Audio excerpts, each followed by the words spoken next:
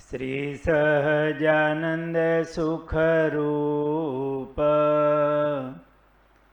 ભક્તિ ધર્મ સુત શ્રી હરિ સમરું સદાયનુપ.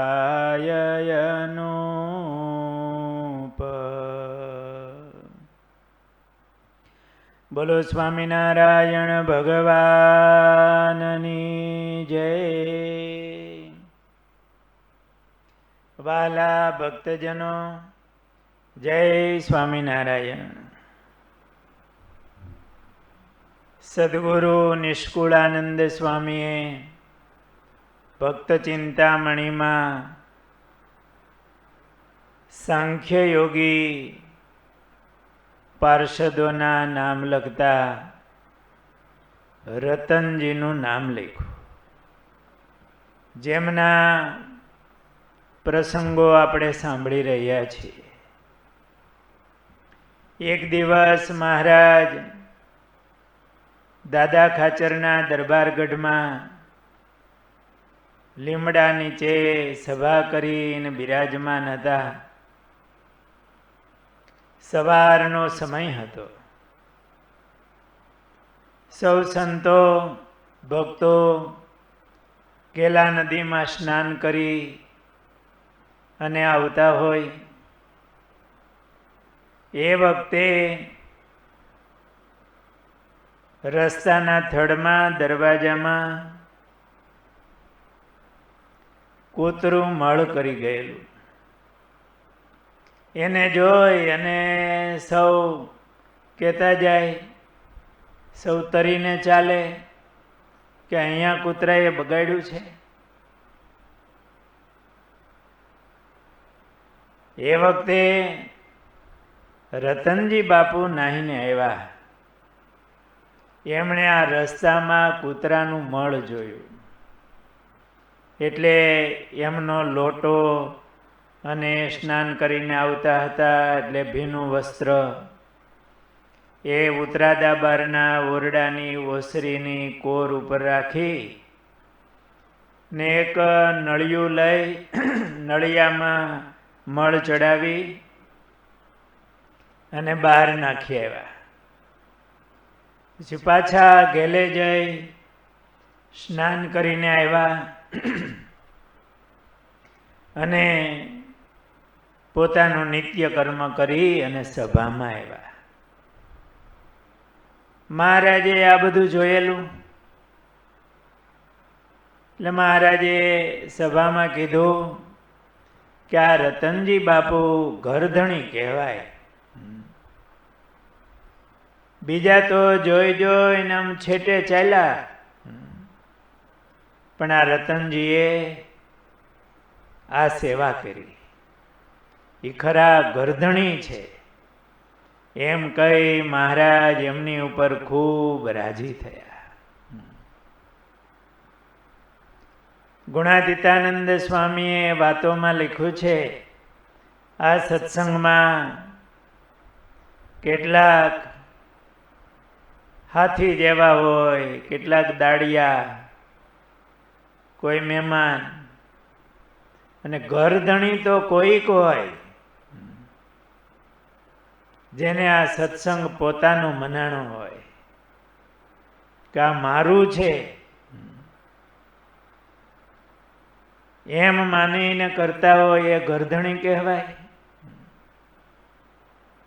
આપણે ઉત્સવ સમયમાં મંદિરે વગેરે ગયા હોઈએ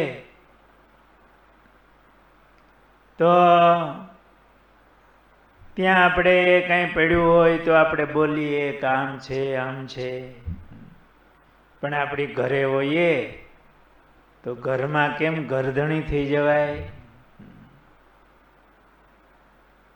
એમાં રતનજી બાપુ મહારાજે એમને કીધું કે તો ઘરધણી છે. નિર્માનીપણે એ સેવા કરે છે. મહારાજે વચનામૃતમાં પણ એમના નિર્માનીપણાને યાદ કર્યું છે કે નિર્માની ભાવે ભગવાનને પ્રસન્ન કરવા માટે આ રતનજી અને મિયાજી જેવા કોઈક હશે, નહીતર તો બધાને માનનો સ્વાદ આવે છે. આવા નિર્માની અને પડી સેવા એ મારી, આવા મહિમાવાળા આ રતનજી પાર્ષદ હતા. એ સમયની તકની સેવા ઝડપી લેતા. સંવત 1879ની સાલમાં કાર્તિક સુધી બીજના દિવસે મહારાજ કારિયાણીમાં બિરાજમાન હતા. એ વખતે વડોદરાથી ગોપાળાનંદ સ્વામી પધાર્યા. વડોદરાના હરિભક્તોને રાજી કરીને સ્વામી કારિયાણી આવ્યા. મહારાજના દર્શન કર્યા. મહારાજ સ્વામીને ભેટ્યા. બપોરનો સમય થયો હતો એટલે મહારાજ થાળ જમી અને પ્રસાદી ગોપાળાનંદ સ્વામીને આપી. સ્વામી જેમાં પછી મહારાજે કીધું, સ્વામી આપ દૂરથી આવો છો તો થાકી ગયા હશો, માટે હવે થોડી વાર સૂઈ જાઓ, આરામ કરો. જૂના સમયમાં ચાલીને આવવાનું હોય, એમાંય સંતો આવતા હોય, કારિયાણી નજીક આવે, મહારાજ ત્યાં બિરાજમાન હોય એટલે મહારાજના દર્શન કરવા મળવા આમ ઉતાવળાયેલા હોય.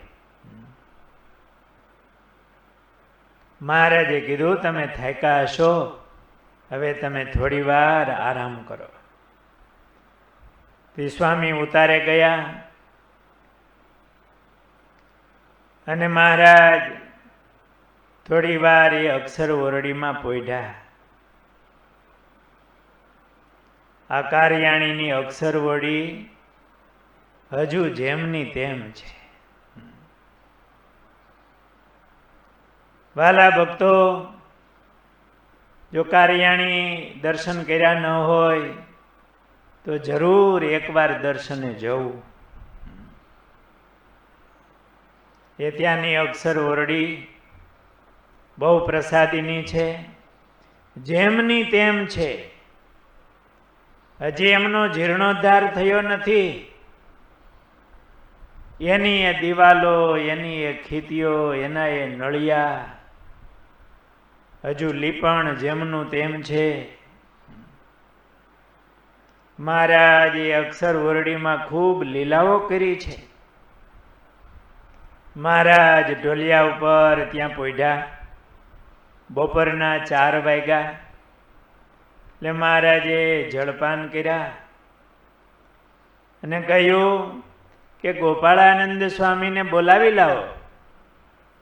એટલે સોમલા ખાચર કહે, મહારાજ હમણાં બોલાવી લાવો.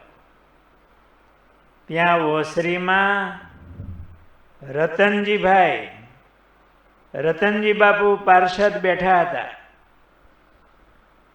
એમણે કહ્યું કે લ્યો હું બોલાવી લાવું. રતનજી ખૂબ મહિમાવાળા હતા, સેવક હતા. એ સેવાને ઝડપી લે. સોમલા ખાચરને કીધું કે હમણાં હું બોલાવી લાવું. એટલે મહારાજે કીધું રતનજીને કે ગોપાળાનંદ સ્વામીને એકલા બોલાવીને લાવજો. ભલે મહારાજ. રતનજી બાપુ ગયા, ગોપાળાનંદ સ્વામીને બોલાવી લાગ્યા. સ્વામી આવ્યા, મહારાજને પગે લાગીને બેઠા. મહારાજ ઢોલીએ બેઠા હતા. આમાં ઢોલિયાની નીચે મહારાજની પાસે ગોપાળાનંદ સ્વામી હાથ જોડીને બેઠા. ત્યારે મહારાજ કહે, સ્વામી તમારી આગળ અમારે વાત કરવી છે. એમ કહી શ્રી હરિએ અક્ષરધામમાંથી પધાર્યાના 6 હેતુની વાત એ મહારાજે વિસ્તારથી ગોપાળાનંદ સ્વામીને કહી.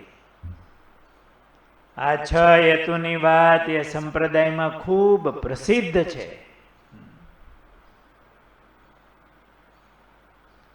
એ મહારાજ ગોપાળાનંદ સ્વામીને અક્ષર ઓરડીમાં વાત કરતા હશે. એ વખતે નિષ્કુળાનંદ સ્વામી મહારાજને સ્નાન કરવા માટે એ અક્ષર ઓરડીની બહાર કૂવો છે અને કૂવાને કાંઠે કુંડી આજે પણ છે. એ કુંડી સ્વામી બનાવતા હતા કે કુંડીમાં પાણી ભરાય, એમાં નાળસું મૂકેલું હતું એટલે મહારાજ લોટેથી આમ સીધું સ્નાન કરી શકે. એ વાત સાંભળવા માટે નિષ્કુળાનંદ સ્વામી આમ દરવાજા પાસે આવે એટલે મહારાજ કે સ્વામી તમે કુંડીનું કામ કરો. સંપ્રદાયમાં આ બધી પ્રસિદ્ધ વાતો છે. મહારાજે ગોપાળાનંદ સ્વામીને અક્ષરધામમાંથી પધાર્યાના 6 હેતુની વાત વિસ્તારથી સ્વામીને કહી કે અમારો અવતાર શા માટે છે. આ રતનજી બાપુ ગમે ત્યારે તકની સેવા હોય તે કરીને મહારાજને ખૂબ પ્રસન્ન કરતા. નહીતર મહારાજે સુમલા ખાચરને કહેલું, આપણા જેવા આળસુ હોય તો એમ થાય કે સુમલા ખાચર જાય છે ને, પણ રતનજી બાપુ સેવક. સુમલા ખાચરને હાથ જોડીને કહ્યું હમણાં હું બોલાવી લાવું. ત્યાં તો હાલતા થયા અને મહારાજે કીધું સ્વામીને એકલા બોલાવીને લાવજો. આવી રીતે આ રતનજી બાપુ એ સમયની આમ તકની રાહ જોતા હોય, સાવધાન થઈને મહારાજની સેવા કરતા, પડ્યા બોલને ઝીલતા એવા એ મહારાજના સેવક હતા. એમના જીવનમાંથી આપણા જીવનમાં પણ જ્યારે જ્યારે એવી ભગવાનની સેવાની તક મળતી હોય તો એ તકને ઝડપવી. નહીતર સેવા કરનારા તો ઘણા હોય, પણ પડી સેવા મારી એમ માની અને કરવા માંડે તો જરૂર સેવા મળે, એને સેવા સામેથી દેખાય અને બીજાને કહે તો એ ન દેખાય, અથવા તો કરે છે ને થઈ ગયું છે ને. આ રતનજી બાપુના જીવનમાંથી આપણે પ્રેરણા લઈ સાવધાન થઈ આ માનવ દેહ મળ્યો છે, એમાં સમયે સમયે ભગવાનના ભક્તો એની સેવા કરવાની તક ઝડપવી. સહજાનંદ સ્વામી મહારાજની જય.